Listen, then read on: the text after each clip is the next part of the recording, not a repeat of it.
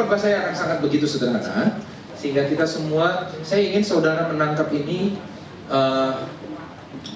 sehingga bisa paham hati Allah. Itu aja goal saya. Saudara bisa memahami betapa cinta dan sayangnya dan rindunya Tuhan untuk memulihkan kita semua. Bapak ibu saudara-saudari, nggak ada bapaknya ya, ada bapaknya satu dua. Oke, ibu-ibu yang luar biasa. Dan anak gadis juga, serba salah saya cara manggilnya gitu ya kan. Nggak semua juga ibu-ibu kan gitu ya. Oke, jadi saudara yang luar biasa, Tuhan kita adalah Tuhan yang melihat kita apa adanya. Saudara kalau datang di sini mungkin bisa setel cantik semua, benar nggak saudara ya? Nggak kelihatan masalahnya, nggak kelihatan problemnya, nggak kelihatan utangnya, kan gitu kan saudara ya? Nggak kelihatan, bahkan bekas-bekas berantem kemarin sama suami nggak kelihatan kan saudara ya? Bekas-bekas keselnya sama tetangga yang di blok sebelah nggak kelihatan kan? Gitu ya? Bisa disetel dengan bagus. Tetapi Tuhan kita adalah Tuhan yang melihat segala sesuatu dengan terang benderang. Dan Tuhan rindu untuk memulihkan kita seutuhnya. Sama-sama katakan dengan saya, utuh.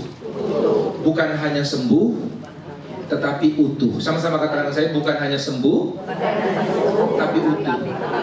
Banyak orang Kristen datang ke Tuhan cari sembuh doang. Sembuh bicara tentang pemulihan tampak luar. Tapi utuh bicara tentang pemulihan segala aspek kehidupan. Yang ngerti katakan apa saudara? Sama-sama katakan bukan hanya sembuh, tapi utuh. Nah itu yang saya pengen bicarakan. Dan untuk itu kita butuh namanya the healing touch, sentuhan mujizat. Nah saudara, untuk ini saya akan mulai buka. Dunia kita ini penuh dengan orang yang kehilangan pengharapan. Saya udah mungkin pernah cerita next. Suatu kali di Untar saudara, daerah saya kan gereja kami itu di daerah Selipi saudara. Ada seorang anak muda yang datang bawain buku ini sama saya. Gila ya iblis ya. Iblis itu sekarang menggerakkan orang untuk cetak buku ini gratis. Tahu nggak judulnya apa? Cara bunuh diri paling aman. Wow. Sekarang Alkitab aja bayar, benar nggak? Buku gini gratis. Saya baca bukunya. Dia bilang gini, apabila Anda telah kehilangan pengharapan, putus asa ya, daripada hidup semakin susah dan menyusahkan orang lain, maka saya beri satu solusi, yaitu apa? Bunuh diri. Masukannya keren gak tuh saudara? Apakah Anda kehilangan harapan? Oh iya, kayaknya gak ada pertolongan lain. Bisa tambah susah loh? Iya sih bisa tambah susah. Dan bisa nyusahin orang lain loh? Iya benar juga. Solusinya apa? Bunuh diri katanya. Tetapi pastikan kalau engkau melakukan bunuh diri ini, lakukan dengan cara yang benar. Dia ngajarin kita sesuatu yang salah dengan cara yang benar. Lakukan dengan cara yang benar. Dia kasih beberapa cara, saudara. Beberapa cara bunuh diri. Lalu abis itu ininya, apa namanya, resiko-resikonya. Lalu dia bikin satu bab, tiap satu bab cara bunuh dirinya. Lalu abis itu ada ininya, ada persiapan-persiapannya. Bunuh diri itu pakai persiapan loh. Detail. Kenapa iblis bisa kayak gitu? Bisa getolnya bagi-bagiin ini. Dan dibagiin bukan di rumah jompo, dibagiin di anak-anak muda yang seharusnya punya banyak pengharapan. Nangkap ya saudara ya? Kenapa? Karena dia tahu bahwa apa? Bahwa kita manusia itu gampang banget sampai pada satu titik yang namanya putus asa, kehilangan harapan. Nah kalau bicara tentang kehilangan harapan, nggak ada ayat yang lebih parah, nggak ada satu kitab, satu pasal yang lebih parah menggambarkan orang-orang yang putus asa dibanding next namanya Markus pasal yang ke-5. Nanti saudara PR sepanjang hari minggu depan ditanya sama CM, saudara ya. Baca Markus pasal 5. Enak, gampang bacanya karena isinya cerita. Biar saya ringkaskan. Di Markus 5 ada 3 cerita. 3 cerita.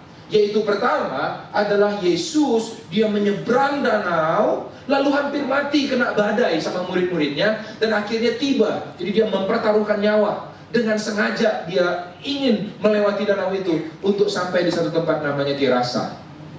Kalau saudara pernah dengar, di Gerasa ada satu orang gila yang dibuang oleh rakyat, nggak tinggal di perumahan, tinggalnya di kuburan.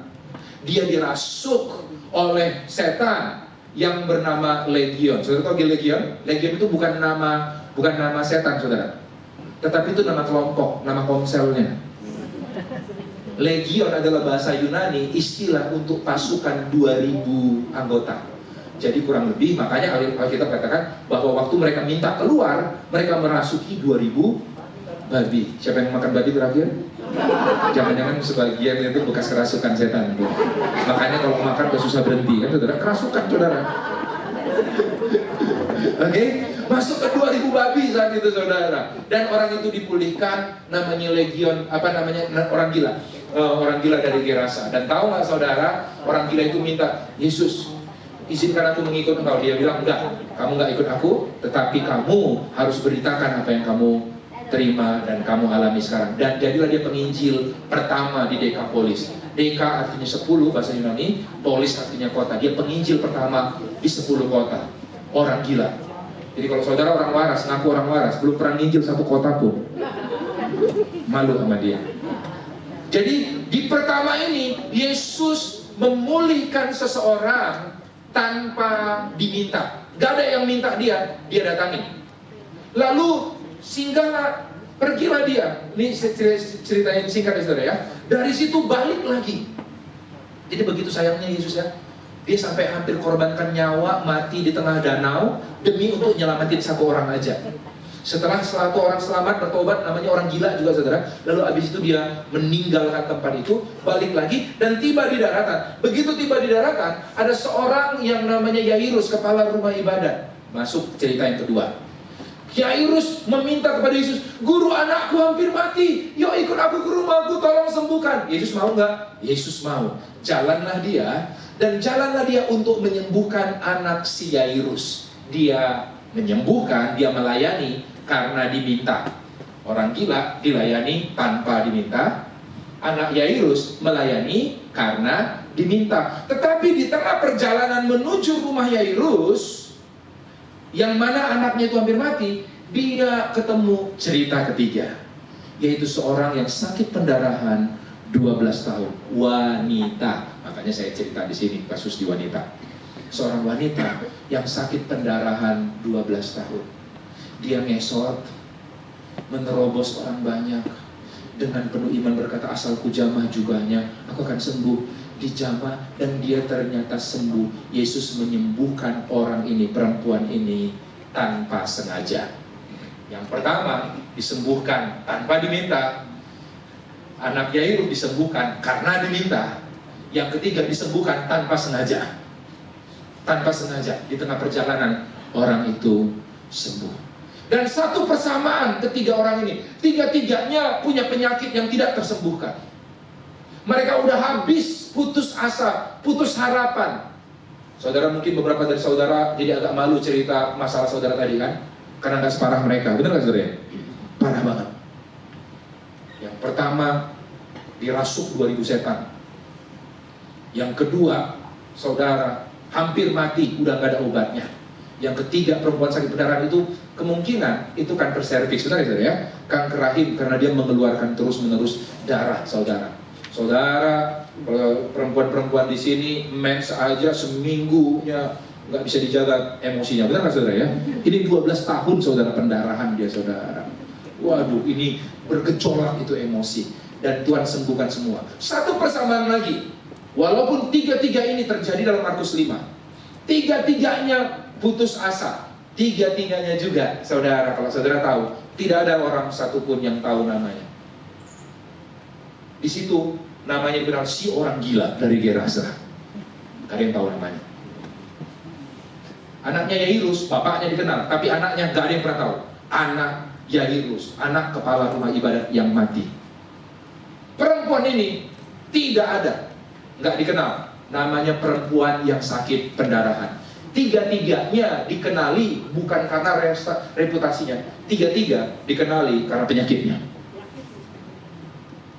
Makanya Markus 5 disebut ahli teologi ya, sebagai rumah bagi yang tak tersembuhkan. Orang yang kehilangan pengharapan, putus asa. Enak ya ceritanya ini ya. Nanti saudara baca, seru banget ceritanya. Markus pasal yang kelima. Mari kita lihat sama-sama. Next. Suatu kali, jadi setelah menyembuhkan orang yang sakit jiwa itu di ayat 21, kita akan fokus cerita yang di tengah-tengahnya, yaitu orang yang sakit pendarahan 12 tahun.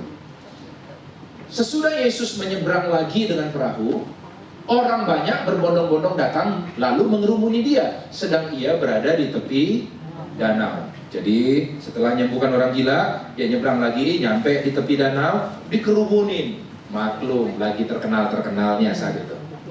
Next, datanglah seorang kepala rumah ibadat yang bernama Yairus. Ketika ia melihat Yesus, tersungkurlah ia di depan kakinya dan memohon dengan sangat kepadanya, "Anakku perempuan sedang sakit, hampir mati. Datanglah kiranya dan letakkanlah tanganmu atasnya, supaya ia selamat dan tetap hidup."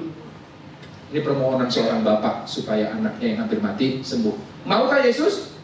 Mau. Baca. Lalu pergilah Yesus dengan orang itu. Jadi Yesus bersedia. Pergilah, jalan. Yairus memimpin jalan, saya bayangin ya saudara ya. Jalan.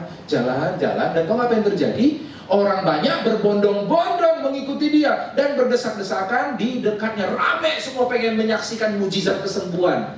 Rame menuju rumah Yairus yang anaknya hampir mati. Baru muncul cerita ini. Next. Lalu adalah di situ seorang perempuan yang sudah 12 tahun lamanya menderita pendarahan. Ia telah berulang-ulang diobati oleh berbagai tabib. Perhatikan, dia bukan yang nggak usaha loh. Berulang-ulang. Sehingga telah dihabiskan semua yang ada padanya. Semuanya. Kalau semua itu berarti semua. Mungkin itu adalah uang, mungkin itu keluarga, mungkin itu yang lain. Namun sama sekali tidak ada faedahnya. Malah sebaliknya keadaannya makin memburuk. Segala usahanya bukan bikin tambah baik, malah tambah buruk. Next. Dan dia sudah saudara? Mendengar berita-berita tentang Yesus. Maka di tengah-tengah orang banyak itu, ia mendekati Yesus dari belakang dan menjamah jubahnya. Saudara, dia udah lama banyak dengar tentang Yesus, tapi belum pernah merasakan mujizatnya. Siapa yang udah sering dengar tentang Yesus? Rajin datang beri, tapi engkau belum pernah mengalami pemulihan dari Tuhan. Masih simpan sakit hati yang 20 tahun lalu, masih kesimpan dengan awet di sini. Penyakit dari 30 tahun lalu masih dibawa di fisiknya. Rasa kesel dan semua hal, kekecewa masih dibawa semua. Dan bahkan pertanyaan-pertanyaan iman, rohnya aja, ketidakyakinan kalau aku mati masuk manapun, itu masih dibawa sampai sekarang. Dia udah banyak dengar berita tentang Yesus, maka di tengah-tengah orang banyak itu, ia mendekati Yesus dan dari belakang dan menjamah jubahnya, sebab katanya, "Asal ku jamah saja jubahnya, aku akan sembuh." Seketika itu juga berhentilah pendarahan. Waktu dia jamah, berhenti pendarahannya. Kalau Alkitab katakan berhenti pendarahannya seketika itu juga, artinya apa saudara? Artinya waktu dia jamah Yesus, itu lagi ngocor-ngocornya, benar nggak saudara? Kalau nggak ngocor, dari mana tahu dia berhenti? Benar ya? Itu lagi ngocor-ngocornya, artinya lagi lemes-lemesnya itu. Tapi dia paksa jalan, dia paksa terobosan orang, dan akhirnya dia pegang, dia bilang imannya, nggak ada ayatnya di Alkitab. Tetapi dia bilang, dia bikin ayatnya sendiri. Asal ku jamah ujung jubahnya, aku akan sembuh. Dan begitu dia pegang, itu kayak keran ketutup. Pendarahannya berhenti. Dan ia merasa, sama kadang-kadang saya merasa, ia merasa bahwa badannya sudah sembuh dari penyakitnya. Nah kira-kira Tuhan itu, Yesus itu Tuhan, dia tahu nggak kira-kira bahwa udah ada orang yang sembuh, saudara? Next, perhatikan saudara. Pada ketika itu juga Yesus mengetahui bahwa ada tenaga yang keluar dari dia, ada power yang keluar dari dirinya. Lalu ia berpaling di tengah orang banyak itu dan bertanya, "Siapa yang menjamah jubahku?" Pertanyaan saya, waktu Yesus dijamah, ada power yang keluar, tenaga yang keluar. Menurut saudara, Yesus tahu nggak bahwa tenaganya itu telah berhasil menyembuhkan orang? Tahu. Tetapi ngapain dia harus berhenti? Kan udah sembuh ya, udah sembuh. Oke ya. Tahu sama tahu aja kita, lanjut jalan. Benar nggak saudara? Tetapi Yesus berhenti loh. Yang berhenti, yang tadinya nggak ketahuan jadi ketahuan. Siapa yang menjamah jubahku? Siapa? Katanya. Dia sambil melihat orang banyak. Padahal orang banyak itu berdesak-desakan dekat dia. Murid-muridnya menjawab, engkau melihat bagaimana orang yang berdesak-desakan dekatmu, dan engkau bertanya siapa yang menjamah aku. Kesel muridnya. Tetapi Yesus bohwat, bukan bohwat lah ya, cuek dia. Dan dia berkata apa saudara? Dia mandang sekeliling dan bertanya, siapa? Next. Perempuan itu yang menjadi takut dan gemetar ketika mengetahui apa yang terjadi pada dirinya, tampil dan tersungkur di depan Yesus dan dengan tulus memberitahukan segala sesuatu kepadanya. Maka katanya kepada perempuan itu, hai anakku, imanmu telah menyelamatkan engkau. Pergilah dengan selamat dan sembuhlah dari penyakitmu. Jadi perhatikan saudara, Yesus nungguin perempuan ini ngaku supaya bisa ngomong satu kalimat ini. Wah. Jadi kalimat ini penting banget nih, ini yang kita bahas sekarang. Harusnya kan dia bisa pergi aja ya, karena udah dimendesak, anak orang hampir mati.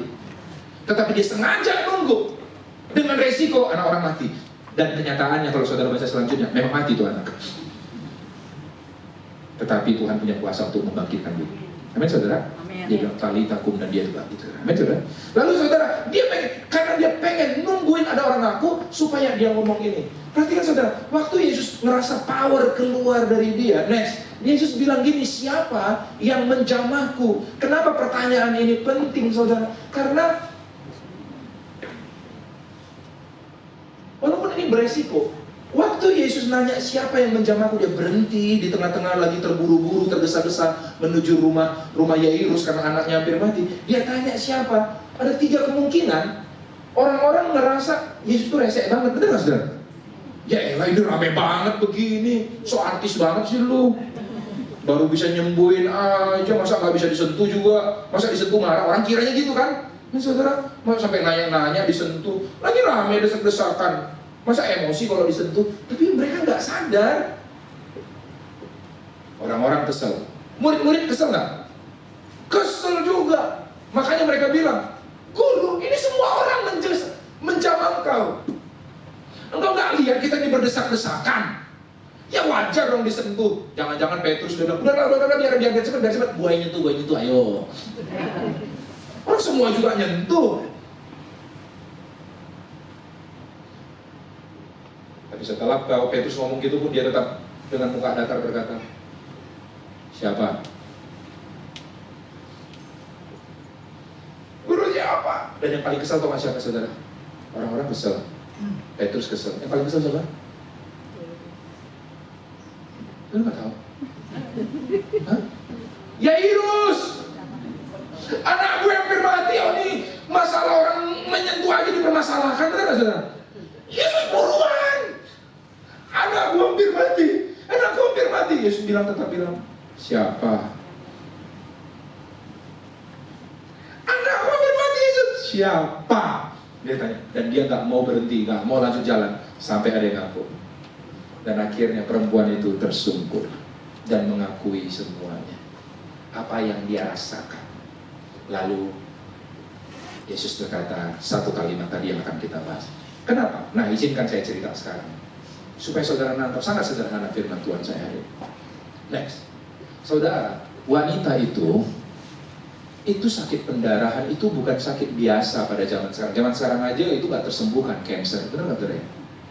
Tetapi pada zaman itu, orang yang sakit pendarahan implikasinya banyak banget. Yang pertama, saudara, secara fisik, dia itu saudara menekan banget. Itu lemes banget. Itu berat badannya makin lama makin kurus, saudara. Tertekan banget, lemes, pendarahan. Saudara jangankan pendarahan, saudara mimisan aja 12 tahun masih sakit. Apalagi dia mengeluarkan lelehan terus-menerus, saudara. Itu pertama, dia fisik lemes banget. Lalu yang kedua, saudara, secara finansial Alkitab katakan dia telah habiskan semua hartanya karena dia pengen banget sembuh. Habis masalah finansial dia. Siapa yang bisa 12 tahun punya tabungan gak habis-habis untuk berobat? 12 tahun. Kita paling mentok emergensi 1 tahun, paling jago. Benar gak ya? Kenapa? Karena kalau dia lelehan, saudara, darah, Alkitab katakan dalam kitab Imamat, saudara, itu najis, dia nggak boleh kerja. Hukum Israel saat itu, orang yang mengeluarkan pendarahan, itu najis, saudara. Menstruasi aja najis, sampai matahari terbenam. Apalagi kalau pendarahan seperti itu, maka dia harus memakai kerudung. Ini apa namanya, budaya pada zaman itu.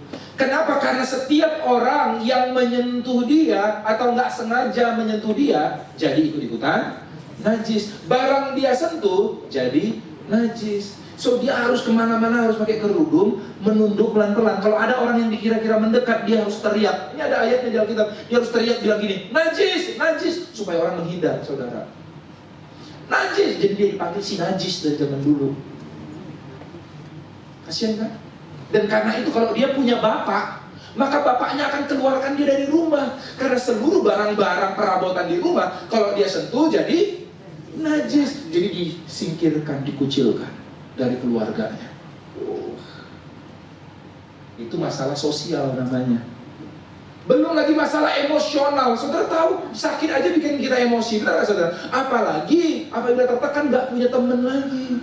Semua teman ninggalin dia. Emosional, saudara. 12 tahun gak punya teman. 12 tahun dianggap najis. Najis itu sama di sana dengan kufur, saudara. Anjing, saudara. Dianggap anjing, bukan anak manusia lagi. Lalu yang terakhir udah pasti masalah spiritual. Karena orang yang apa? Orang yang pendarahan gak boleh masuk bait Allah. Maka dia gak bisa dengar firman Tuhan lagi. Amin, saudara? Karena dengar bait Tuhan cuma di bait Allah waktu itu, saudara. Dia udah gak bisa bersekutu lagi. Spiritualnya, rohaninya aja. Saudara melihat gak dia seperti ditimpa? Nah, Yesus tahu waktu perempuan ini jama ujung jubah Yesus, manusia ini, perempuan ini udah sembuh. Tetapi sembuh apanya? Baru salah satu batu itu, yaitu apa? Fisiknya. Yang lainnya masih belum beres. Makanya walaupun fisiknya udah sembuh, Yesus sengaja berhenti supaya jangan cuma fisikmu yang sembuh, tetapi seluruh hidupmu utuh. Yesus bukan hanya pengen kau sembuh, tapi utuh. Dari mana Yesus tahu? Next, lihat nih, perempuan ini. Perempuan ini berkata, asalku jamah saja jubahnya, aku akan sembuh. Jadi niatnya iman perempuan ini adalah gini, aku ingin sembuh. Kata Yunani yang dipakai untuk sembuh perempuan itu adalah sozo. Itu nama anak saya yang ketiga. Sozo artinya utuh, sempurna, sembuh sempurna, make whole, dipulihkan sempurna. Jadi sejak awal harapan perempuan ini adalah pulih sempurna, semuanya pulih. Bukan hanya fisiknya, dia kembali ke masyarakat, amin saudara ya. Baru finansialnya pulih juga gitu ya. Lalu dia diterima lagi, dia semuanya. Tetapi begitu dia nyentuh ujung jubah Yesus, keluar kalimat ini. Seketika itu juga berhentilah pendarahannya dan ia merasa bahwa badannya sudah sembuh. Nah, bahasa Indonesia sama-sama sembuh, tetapi sembuh yang disebut ini tadi niatnya dia pengen sozo, sembuh. Tetapi waktu dia nyentuh ujung Yesus, dia baru kalimat yang dipakai iaomai. Iaomai artinya sembuh fisiknya doang. Nah, seringkali orang udah puas, yang penting tampak luarnya udah beres aja, yang penting udah keluar darah lagi, benar nggak ya? Tetapi Tuhan, dan mungkin perempuan udah puas tuh, tetapi Yesus sengaja berhenti karena dia tahu walaupun kamu udah sembuh, tetapi belum utuh. Next, dan dia keluarkan kalimat ini. 3 kalimat ini memulihkan tubuh, jiwa dan rohnya sempurna utuh. Yesus bilang gini. Ini saya breakdown satu-satu kalimat Yesus ya. Dia katakan, hai anakku. Perhatikan, dalam Alkitab hanya 1 kali ini Yesus memanggil perempuan dengan sebut anakku. Sebelumnya dia panggil, kalau itu namanya, hai Maria, hai Marta. Bahkan pada mamanya dia pernah nyebut hai perempuan, katanya gitu saudara. Jadi hai perempuan, hai wanita. Baru kali ini satu-satunya Yesus menyebut seseorang perempuan dengan sebutan anakku. Kenapa? Karena dia tahu orang ini tertolak akibat penyakitnya. 12 tahun dia dibuang oleh bapaknya, gak boleh tinggal di rumah, disebut najis, hilang identitasnya, dia disebut najis. Najis itu artinya anjing, saudara, bukan manusia lagi. Yesus nunggu dia ngaku, sehingga akhirnya Yesus katakan, jangan cuma fisikmu, semuanya. Dia sebut, hai anakku. Ini bicara tentang penerimaan. Acceptance. Penerimaan ini bahkan lebih penting daripada kesembuhan fisik, saudara. Ini kesembuhan batin. Dia langsung waktu Yesus menyebut, dengan aku ya, oke, ini proyekku, aku bikin kamu utuh. Untuk pertama kali dalam hidupnya, perempuan itu mendengar seorang berkata, hai anakku. Aku anak. Tuhanku bilang aku anak. Pulih hati. Saudara, banyak orang sakit separah apapun dia bisa bertahan. Tetapi begitu menerima penolakan, nggak diterima, itu bisa bikin mati. Suatu kali ada cerita, ada seorang militer, true story saudara. Ada seorang yang wajib militer, seorang anak remaja yang wajib militer di Amerika, saudara. Perang di Timur Tengah, lalu abis itu mau balik, dia telepon mamanya. Mama, aku ini udah transit, aku udah siap mau pulang ke rumah. Waduh, senang banget mamanya. Yo, udah lama gak ketemu, kamu udah mengabdi kepada negara. Yo, balik, mau masakan yang enak-enak ya, kata mamanya. Lalu, tapi ma, boleh gak aku, sorry ya, aku mau bawa temenku untuk tinggal di rumah kita. Ya bawa aja, gak apa-apa, tapi mama harus tahu, temanku ini matanya buta, berdua aja ya. Tangannya udah putus satu karena dia kena ledakan di bom. Kakinya juga putus satu. Dia menderita, dia nggak ada orang yang bisa rawat. Jadi aku temannya yang memutuskan perawat. Mau berapa lama kira-kira tinggal di rumah? Dia nggak tahu, bisa selamanya sih mah. Karena dia nggak punya siapa-siapa yang buat merawat. Boleh nggak mah? Mamanya bilang, janganlah. Kamu udah capek-capek berkorban, nggak perlu nambah-nambahin beban dengan ngerawat orang itu lagi. Dia cuma bikin susah rumah kita aja nantinya. Udahlah, nggak usah aja. Masukkan aja mungkin ke tempat panti atau apa, bisa dirawat. Tapi kamu pulang ke rumah, mama udah kangen banget sama kamu. Oh gitu ya, Pak. Akhirnya ditutup telepon. Gak lama kemudian dia dapat kabar, berita bahwa anaknya itu mati, saudara. Bunuh diri, bukan karena diperang, tapi mati. Setelah dia lihat, saudara, dia lihat mayat anaknya. Ternyata mayat anaknya matanya buta, tangannya satu, kakinya satu. Jadi ternyata itu anaknya waktu nelpon dia lagi ngecek kalau aku pulang diterima nggak ya. Tapi dia bilang itu cerita itu temannya. Teman-teman enggak nggak saya? Matanya buta, tangannya satu, kakinya satu, masih bisa hidup dia. Tapi begitu terima penolakan, bunuh diri, dia mati. So ini lebih penting. Ini hal yang lebih penting dari hanya sekedar kesembuhan fisik. Mungkin saudara ngalamin kesembuhan fisik, tetapi hal yang lebih penting dari itu, yang Tuhan ingin sembuhkan, bukan hanya fisikmu, tetapi jiwamu Tuhan pengen terima. Dan bilang, kau udah jadi anak Allah, maka kau dapat berkata, Allah di pihakku. Apalagi takkan kekurangan. Aku gak butuh apapun. Bahkan gak disembuhkan pun selama aku jalan sama Tuhan, it's okay. Saudara kamu saya? Makanya Tuhan nunggu-nunggu untuk bisa berkata, hai anakku. Yang kata-kata itu saudara? Lanjut. Waktu bilang, hai anakku, pulihlah jiwanya. Senang banget. Lalu next, dia katakan, imanmu telah menyelamatkan engkau. Padahal tadi dia merasa bahwa dia iomai. Iomai artinya sembuh fisik. Kadang-kadang kita menurunkan mimpi kita, benar gak saudara ya? Tadinya pengen sozo, tetapi iomai aja udah cukup lah. Tadinya pengen utuh, tapi yang penting pulihnya udah baik-baik dikit, udah bisa diterima masyarakat, udah oke lah. Tapi enggak, Yesus katakan, no, aku pulihkan ya keinginan kamu. Sesuai mimpimu terjadilah. Imanmu telah sozo engkau, menyelamatkan engkau. Pulihlah. Ini bicara tentang rohnya. Artinya rohmu dipulihkan. Karena setiap kali ada kata sozo, itu bicara tentang keselamatan dan hidup yang kekal, saudara. Ini pulihlah kamu. Pulih rohnya. Tadi jiwanya udah pulih, diterima saudara ya. Sekarang rohnya pulih. Aku bisa berdamai dengan Tuhan. Aku bisa nyembah Tuhan lagi. Lalu lanjut saudara, dia teguhkan. Next. Dia katakan, pergilah dengan selamat dan sembuhlah dari penyakitmu. Kata sembuh terakhir ini, kata sembuh ketiga dalam bahasa Yunani namanya higien. Berasal dari kata higienis, saudara. Artinya sembuh sucilah engkau. Udah gak ada lagi bersih dari sakit penyakit. Kenapa Yesus ngomong gitu?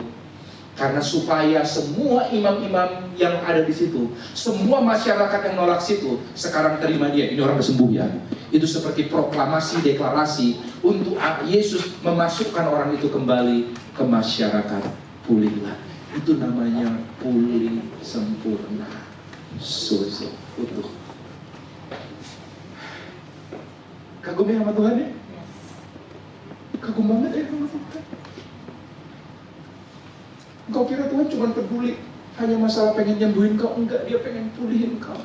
Dan sometimes kamu nggak akan pernah tahu mana yang lebih urgent, mendesak lebih dulu. Jiwanya dulu, atau tubuhnya dulu, atau rohnya dulu. Kan gitu saudara ya. Engkau nggak pernah tahu. Tetapi Tuhan dalam karyanya yang tidak terselami, yang misterius, dia jangan-jangan biarkan fisiknya dulu. Apa saudara? Masih tetap ada? Masih tetap ada sakit penyakitnya? Dia izinkan, bukan dia sumbernya, tapi dia izinkan. Karena dia pengen pulihkan supaya utuh dulu jiwa. Atau mungkin rohmu dulu dibenerin sama dia. Tapi whatever it is, goal besar Tuhan, goalnya cuma satu, utuh sempurna, semuanya pulih. Itu Tuhan kita. Asik banget. Kalau itu tepuk tangannya nanggung saudara. Kita tepuk tangan buat kita. Next. Ini adalah sozo. Jiwanya pulih waktu dikatakan hai anakku. Rohnya pulih dikatakan imanmu telah menyelamatkan engkau. Tubuhnya pulih dikatakan sembuh dari penyakitmu. Tuhan ingin pulihkan kita sempurna dan dia ingin pulihkan engkau. Saya nggak tahu betapa banyak masalahmu yang sebenarnya itu udah bikin luka dalam hatimu. Tetapi kau tutup-tutup, udahlah yang penting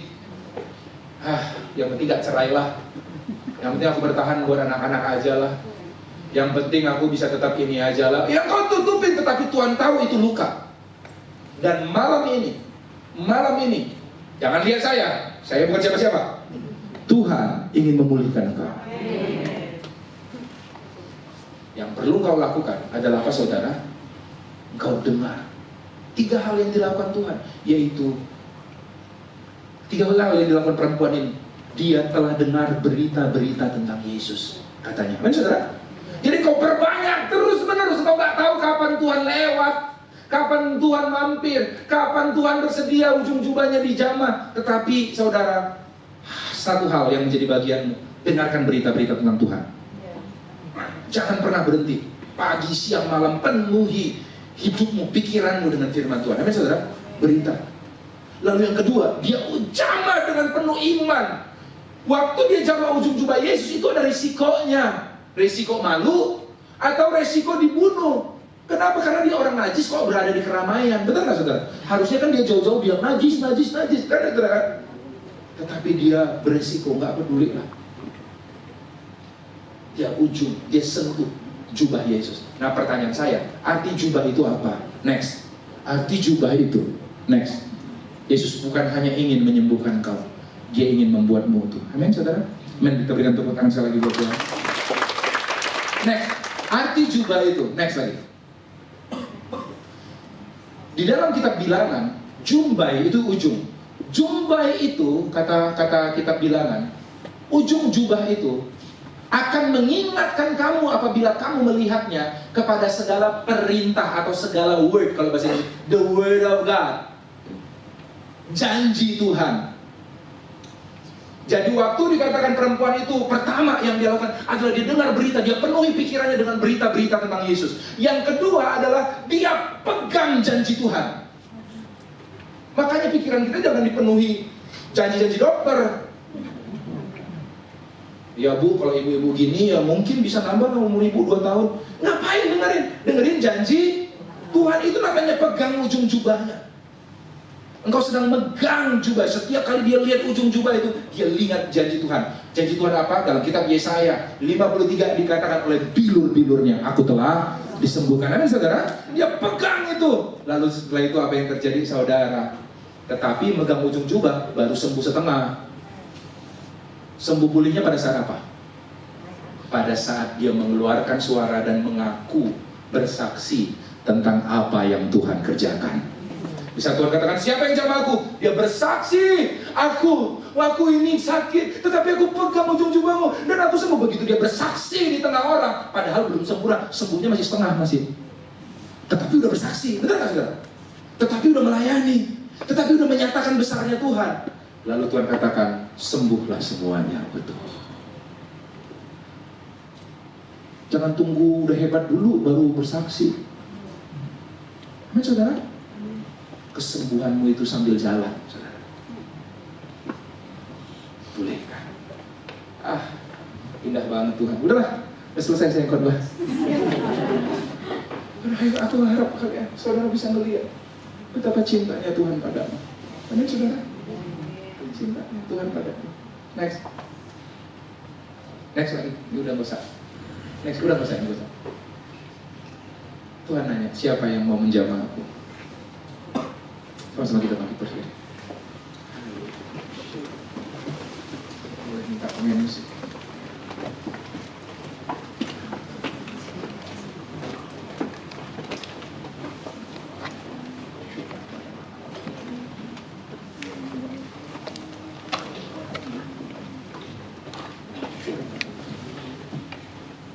Saya nggak tahu saudara ini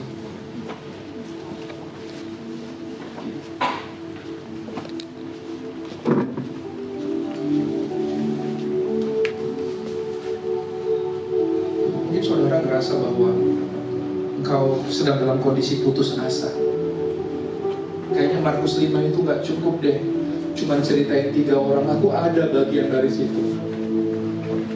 Mungkin putus asamu akibat penyakitmu, mungkin itu akibat masalah dalam rumah tangga, mungkin itu keuanganmu, mungkin itu hubunganmu dengan anak, atau dengan suami, atau dengan keluarga besarmu. Mungkin itu masalahmu adalah dengan dosa. Ada dosa yang mengikat engkau dan engkau rasa aku dinda najis. Tapi Tuhan hari ini gak pernah memandang hina hati yang hancur.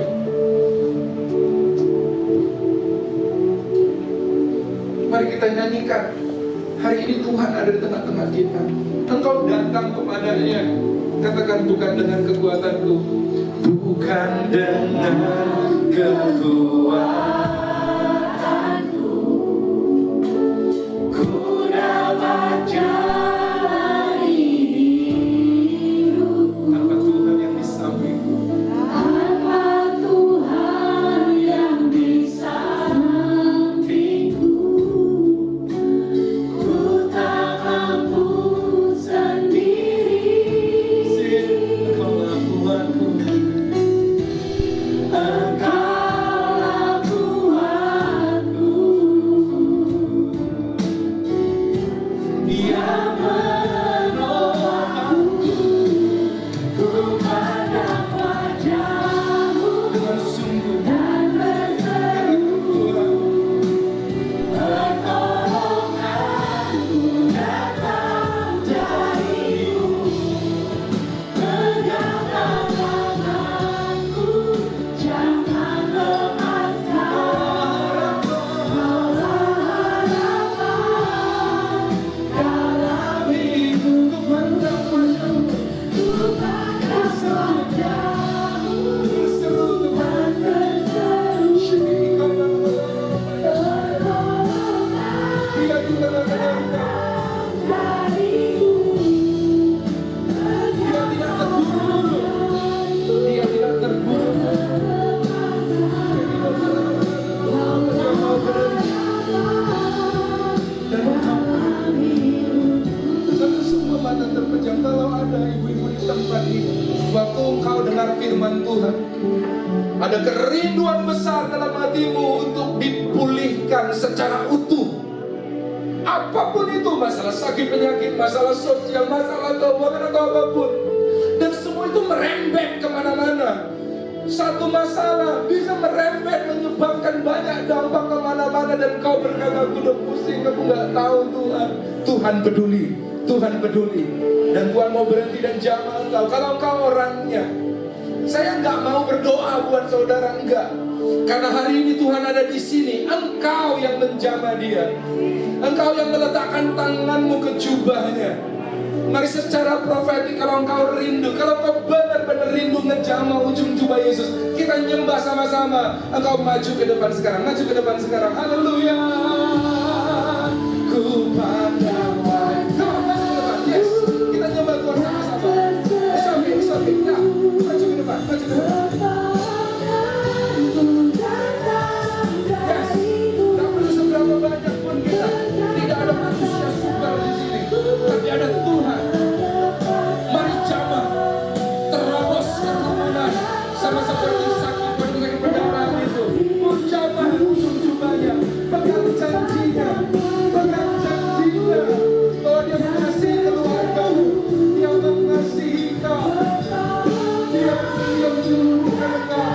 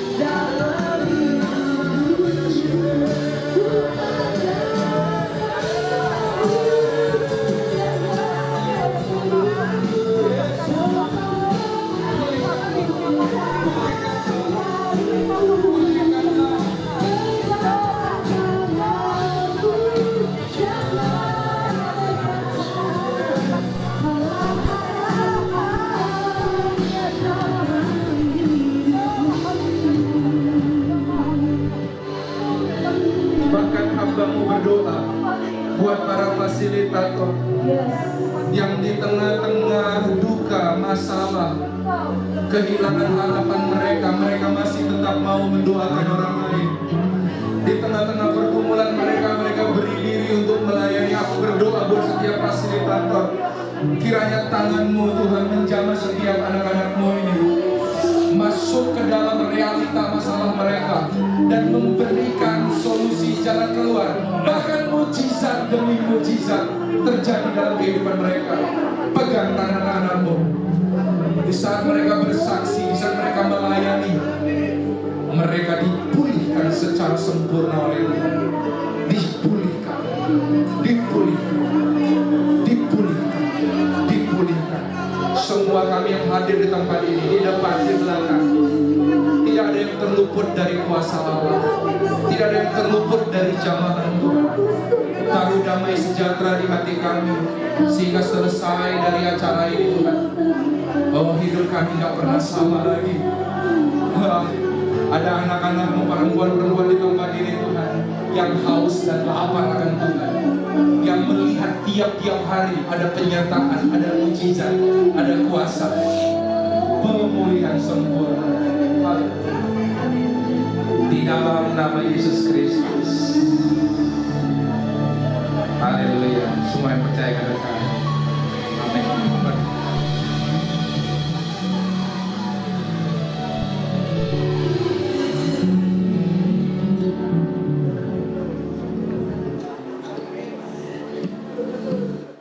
Kesaksian kita, sama-sama kita bangkit berdiri. Ibadah kita telah selesai, tapi kita lanjutkan memberitakan kebaikan karya Tuhan dan kita alami sendiri. Tuhan memberkati kau dan melindungi kau. Tuhan menyinari kau dengan wajahnya dan beri kau kasih karunia. Tuhan menghadapkan wajahnya padamu dan beri kau damai sejahtera. Kiranya pemulihan demi pemulihan dikerjakan Tuhan dalam hidupmu, sehingga tidak ada satu titik, satu lubang pun dalam kehidupanmu yang tidak diisi oleh kemuliaan Tuhan. Engkau dipulihkan sempurna dan menjadi etalase kasih karunia Tuhan bagi dunia. Terimalah berkat ini, jadilah berkat dimanapun engkau berada. Alamilah Tuhan setiap hari. Di dalam nama Bapa, Putra, dan Roh Kudus, semua yang siap untuk jadi berkat sama-sama berkata, amin.